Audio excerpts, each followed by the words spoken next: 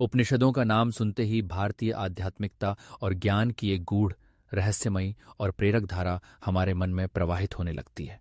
उपनिषद वेदों का अंतिम और अत्यंत महत्वपूर्ण भाग माने जाते हैं, जिन्हें वेदांत भी कहा जाता है।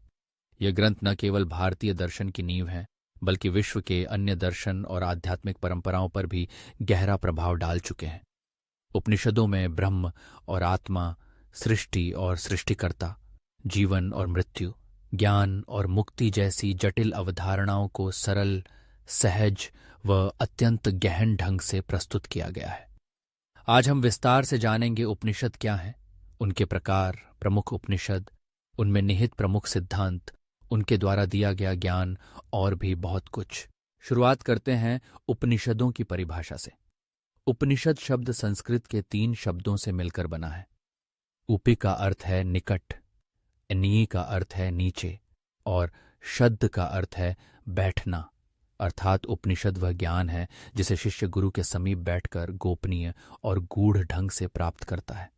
उपनिषदों को वेदांत कहा जाता है क्योंकि ये वेदों के अंतिम भाग में आते हैं और वेदों के सार को संक्षेप में प्रस्तुत करते हैं। उपनिषदों का मुख्य उद्देश्य है आत्मा, सैव और ब्रह्म, परमात्मा की खोज, उनके संबंध और जीवन के अंतिम लक्ष्य यानी मोक्ष या मुक्ति की व्याख्या। अब बात करते हैं उपनिषदों के प्रकार और उनकी संख्या की। ऐतिहासिक रूप से लगभग 108 उपनिषदों का उल्लेख मिलता है, किंतु इनमें से मात्र 10-13 उपनिषदों को मुख्य या प्रधान उपनिषद माना जाता है, क्योंकि इनका अध्ययन आदि शंकराचार्य जैसे महान आचार्यों ने भी किया और इन पर भाष्य लिखे। उपनिषदों को 4 वेदों के अनुसार भी वर्गीकृत किया गया है: ऋग्वेद, यजुर्वेद, सामवेद और अथर्ववेद। प्रत्येक वेद के साथ कुछ उपनिषद जुड़े हुए हैं। उदाहरण के लिए ईश, कठ, तैत्तिरीय, बृहदारण्यक, छांदोग्य, केन, मुंडक, मांडूक्य, प्रश्न, ऐतरेय, श्वेताश्वतर, कौशीतकी और ईशावास्य। ये 13 उपनिषद सबसे प्रमुख माने जाते हैं। इन उपनिषदों का काल लगभग 800 ईसा पूर्व से 200 ईसा पूर्व के बीच माना जाता है। हालांकि कुछ विद्वानों के अनुसार इनकी रचना का विस्तार और समय सीमा इससे भी व्यापक है। उपनिषदों की भाषा मुख्यतः संस्कृत है और इनमें गद्य व पद्य दोनों का सुंदर समावेश देखने को मिलता है। अब जानते हैं उपनिषदों के प्रमुख सिद्धांतों के बारे में। उपनिषदों का सबसे बड़ा और केंद्रीय सिद्धांत है अद्वैत या एकत्व का सिद्धांत। इसके अनुसार ब्रह्म ही एकमात्र सत्य है, वही सृष्टि का कारण है और वही प्रत्येक जीवात्मा का भी अंतिम स्वरूप है। उपनिषदों में तत्वमसि अर्थात तुम वही हो, अहम ब्रह्मास्मि अर्थात मैं ब्रह्म हूं, सर्वम खल्विदम ब्रह्म अर्थात यह संपूर्ण जगत ब्रह्म है जैसे महावाक्य मिलते हैं। ये वाक्य आत्मा और परमात्मा के अद्वितीय संबंध को स्पष्ट करते हैं। दूसरा महत्वपूर्ण सिद्धांत है नेति नेति अर्थात यह नहीं वह नहीं। उपनिषदों के अनुसार ब्रह्म को शब्दों, विचारों या इंद्रियों से संपूर्ण रूप से परिभाषित नहीं किया जा सकता। ब्रह्म निराकार, अज्ञेय, अनंत और सर्वव्यापी है। उसे अनुभव किया जा सकता है परंतु सीमित बुद्धि या भाषा में नहीं बांधा जा सकता। तीसरा सिद्धांत है ज्ञान और अज्ञान का। उपनिषद कहते हैं अज्ञान के कारण जीवात्मा स्वयं को शरीर, मन और इंद्रियों तक सीमित मान लेती है, जबकि ज्ञान के प्रकाश में वह अपने असली स्वरूप यानी ब्रह्म के साथ एकत्व को पहचान लेती है। यही आत्मज्ञान या ब्रह्मज्ञान है जिसे प्राप्त करने पर जन्म मृत्यु के बंधन समाप्त हो जाते हैं और मोक्ष की प्राप्ति होती है। अब जानते हैं उपनिषदों से मिलने वाले ज्ञान और उनके जीवन में महत्व के बारे में। उपनिषदों का ज्ञान मात्र दार्शनिक या बौद्धिक चिंतन तक सीमित नहीं है, वह व्यावहारिक जीवन को भी दिशा देता है।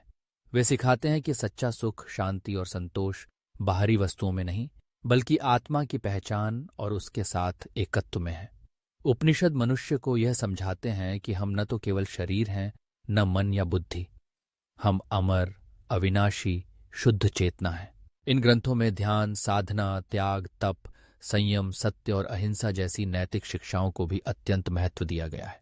उपनिषदों के अनुसार ज्ञान प्राप्ति के लिए गुरु का मार्गदर्शन, एकाग्रता, वैराग्य और आंतरिक पवित्रता आवश्यक है। वे यह भी कहते हैं कि सृष्टि का प्रत्येक जीव ब्रह्म का ही अंश है, अतः दूसरों के प्रति दया, करुणा और समानता का भाव रखना चाहिए। अब संक्षेप में चर्चा करते हैं कुछ प्रमुख उपनिषदों की विशेषताओं पर। ईशावास्य उपनिषद ईशावास्यमिदं सर्वम के माध्यम से प्रत्येक वस्तु में ईश्वर की उपस्थिति की घोषणा करता है। कठ उपनिषद में यम और नचिकेता का संवाद जीवन, मृत्यु और आत्मा के रहस्यों को खोलता है। बृहदारण्यक उपनिषद सबसे विशाल और दार्शनिक है, जिसमें ब्रह्म और आत्मा के गूढ़ तत्वों पर चर्चा की गई है। छांदोग्य उपनिषद में तत्वमसि जैसे महावाक्य के द्वारा आत्मा और ब्रह्म के संबंध को स्पष्ट किया गया है। मांडूक्य उपनिषद में एयुएम के रहस्य और तुरीय अवस्था का वर्णन मिलता है। प्रश्न उपनिषद में 6 ऋषियों के प्रश्नों के उत्तर के माध्यम से जीवन, प्राण, मन और आत्मा के विषय में विस्तार से समझाया गया है। मुंडक उपनिषद में 2 प्रकार के ज्ञान, परा और अपरा, अर्थात भौतिक और आध्यात्मिक ज्ञान की चर्चा है। ऐतरेय उपनिषद में सृष्टि की उत्पत्ति, आत्मा और उसकी यात्रा का वर्णन है। श्वेताश्वतर उपनिषद में योग, ध्यान और ईश्वर के स्वरूप पर गहन विचार प्रस्तुत है। उपनिषद केवल ज्ञान के ग्रंथ नहीं, बल्कि आत्मा की यात्रा के पथ प्रदर्शक हैं। वे हमें आंतरिक शांति, संतुलन, सहिष्णुता और सच्चे सुख का मार्ग दिखाते हैं। इनका संदेश आज भी उतना ही प्रासंगिक है जितना हजारों वर्ष पूर्व था। उपनिषदों का अध्ययन न केवल भारतीय संस्कृति, धर्म और दर्शन को समझने के लिए आवश्यक है, बल्कि स्वयं के भीतर छिपी चेतना, दिव्यता और शांति को खोजने के लिए भी अमूल्य है। अंत में यह कहा जा सकता है कि उपनिषदों का सार यही है: आत्मा को जानो, ब्रह्म को जानो और जीवन मरण के चक्र से मुक्त हो जाओ। उपनिषद हमें बाहरी दुनिया में भटकने के बजाय अपने भीतर के ब्रह्म को पहचानने और उसी में लीन होने की प्रेरणा देते हैं। यही ज्ञान, यही उपनिषदों का संदेश और यही भारतीय अध्यात्म की अनमोल धरोहर है।